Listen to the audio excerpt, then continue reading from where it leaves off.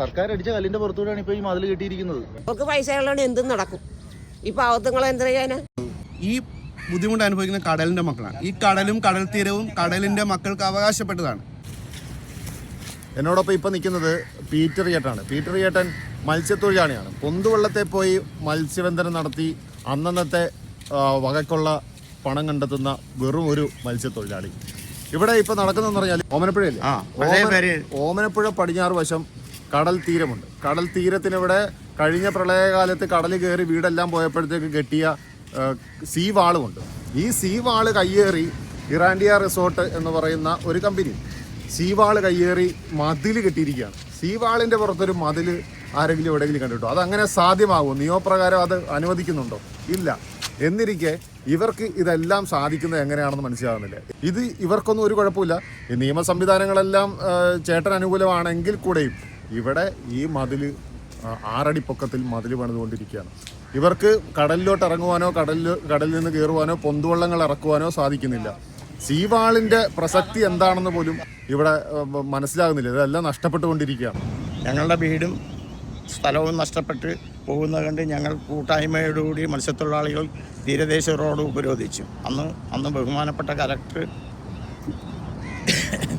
ഞങ്ങൾക്ക് അടിയന്തരമായിട്ട് സീവാൾ അടിക്കാമെന്ന് പറഞ്ഞായിരുന്നു. അതിൻ്റെ അടിസ്ഥാനത്തിൽ ഇവിടെ സീവാൾ അടിച്ചിട്ടുണ്ട്. കടൽ കയറിപ്പോയപ്പോൾ ഇവിടുത്തെ ഒരു പഴയ റിസോർട്ട്, ഇറാൻഡിയ റിസോർട്ട് എന്ന് പറയും, അവരിപ്പോൾ അതിൻ്റെ പുറത്ത് മതിൽ കെട്ടിയിരിക്കുകയാണ്. സീവാളയിൽ മതിൽ കെട്ടിയിരിക്കുകയാണ്. സീവാളെ മതിൽ കെട്ടാൻ പറ്റത്തില്ല. CRS ആണ് രണ്ടാമത് കലക്ടർ ഓർഡർ ഇട്ട് പ്രത്യേക പെർമിഷൻ തന്ന് ഇട്ടതാണ്. ആലപ്പുഴ ജില്ലയിലെ ഓമനപ്പുഴയിലുള്ള മത്സ്യത്തൊഴിലാളികൾ മത്സ്യബന്ധനത്തിനായി കടലിലേക്ക് പോകുന്ന വഴിയാണിത്. അവിടെ ഈ മതിൽ നിൽക്കുന്ന ആ ഭാഗം സീവാളായിരുന്നു. ആ സീവാള് ഒരു കുത്തക റിസോർട്ട് കമ്പനി അനധികൃതമായി മതിൽ കെട്ടി മറച്ചു വെച്ചിരിക്കുകയാണ്. 75 വയസ്സുള്ള ഒരു മത്സ്യബന്ധന തൊഴിലാളി പൊന്തുവള്ളത്തിൽ പോകണമെങ്കിൽ ഈ വഴി വേണം പോകാൻ. ഈ വഴി തന്നെ വേണം പൊന്തുവള്ളം കടലിലേക്ക് ഇറക്കുവാനും കരയ്ക്ക് കയറ്റുവാനും. ഇതാ സീവാള് കഴിഞ്ഞിട്ട് എത്രയോ കയറിയാണ് റിസോർട്ടുകളൊക്കെ കടലിലേക്ക് നീട്ടി പണിതു വച്ചിരിക്കുന്നത്. നിലവിൽ സാധാരണ മതിൽ കെട്ടിയിരിക്കുന്നത് പോലെയല്ല ഇത് കെട്ടിയിരിക്കുന്നത്. ഇപ്പം നമ്മൾ റോഡ് ഉപരോധിച്ചിട്ട് കടൽ കയറിയതിനെ സംബന്ധിച്ച് റോഡ് ഉപരോധിച്ചിട്ട് ഇവിടെ സീവാൾ അടിച്ചായിരുന്നു. ആ സീവാളിൻ്റെ പുറത്തു കൂടെയാണ് ഇപ്പം നിലവിൽ ഈ മതിൽ കെട്ടിയിരിക്കുന്നത്. അതായത് ഒരു വരി ചെങ്കല്ല് പോലും താഴത്തോട്ട് ഇടാത്ത രീതി ഫൗണ്ടേഷൻ ഇല്ല. അപ്പോൾ ഇതിൻ്റെ മുകളിൽ സ്വാഭാവികമായിട്ട് കെട്ടുമ്പോൾ ഇപ്പോൾ ഇനി വരുന്ന കാലവർഷത്തിൻ്റെ അനുസരിച്ചുള്ള കാറ്റ് വരുമ്പോൾ ചിലപ്പോൾ ഇത് സ്വാഭാവികമായിട്ട് മറിഞ്ഞു വീഴാൻ സാധ്യതയുണ്ട്. ഇവിടെ കുട്ടികളും എല്ലാവരും ഒക്കെ താമസിക്കുന്ന വീടാണ്. അവരോട് അന്ന് പറഞ്ഞപ്പോൾ അവർ പറഞ്ഞ് നിങ്ങളുടെ കുട്ടികളെ എന്തിനാണ് ഈ മതിലിൻ്റെ റമ്പിൽ കൊണ്ടുവരുന്നതെന്ന് ചോദിച്ചു. അവരുടെ ഒക്കെ ചോദിച്ചു. ഇത് അപ്പനും അമ്മയാണ് അവർ നിൽക്കുന്നത്. അപ്പോൾ ഒരു ഉറപ്പില്ലാതെ ഇത്രയും ഈ മതിൽ കെട്ടിയിരിക്കുന്നത്. അപ്പോൾ ഇതിൻ്റെ മേളിൽ ഇനി വരുമ്പോൾ ഇവിടെ ഉള്ളവരുടെ തന്നെ ജീവന് തന്നെ ബുദ്ധിമുട്ടാണ്. കാര്യം ഈ കല്ലാണ് ഇത് കണ്ട, ഇത് കണ്ട, അതെ അവിടെ തൊട്ട് കല്ല് കിടക്കുന്നത്. ഇതൊക്കെ കല്ലാണ്, ഇത് കിടക്കുന്നത് ഇതൊക്കെ കല്ലാണ്. ഒരു വരി ചെങ്കല്ല് പോലും ഇതിന്റെ ഭൂമിയുടെ താഴത്തോട്ട് പോയിട്ടില്ല. ഞങ്ങൾക്ക് ഒരു വഴി വേണം. വഴി തന്നാലേ പറ്റുള്ളൂ. ഞങ്ങൾക്ക് വഴി വേണം. വഴി വേണം, തന്നാലേ പറ്റുള്ളൂ. ഞങ്ങൾ മത്സ്യത്തൊഴിലാളികളെ ഞങ്ങൾ ജീവിക്കണ്ടേ. ഇടിച്ചു കഴിഞ്ഞാൽ ഭയങ്കര പ്രശ്നമാകല്ലേ. അപ്പൊ അത് വേറെ പിന്നെ വരും. ഞങ്ങൾക്ക് ജീവിക്കണ്ടേ? അങ്ങനെ ഈ മത്സ്യബന്ധനം കൊണ്ടാണ് ഞങ്ങളൊക്കെ ജീവിക്കുന്നത്. അതില്ലായ്മപ്പെടുത്ത എന്ത് ചെയ്യും?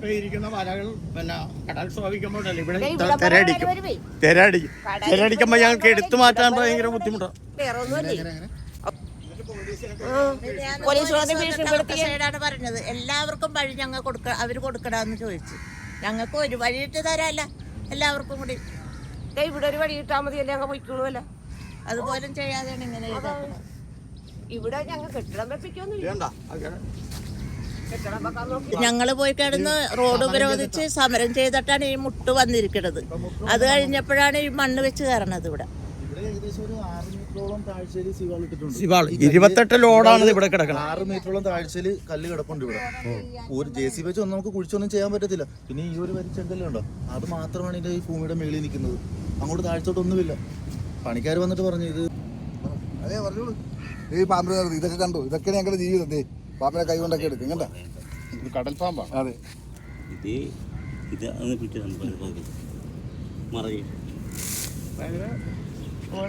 പറഞ്ഞു. ഇതൊക്കെ പ്രായമുള്ള ആൾക്കാർ പറഞ്ഞു. എന്നിട്ട് ഞങ്ങൾ പറഞ്ഞു.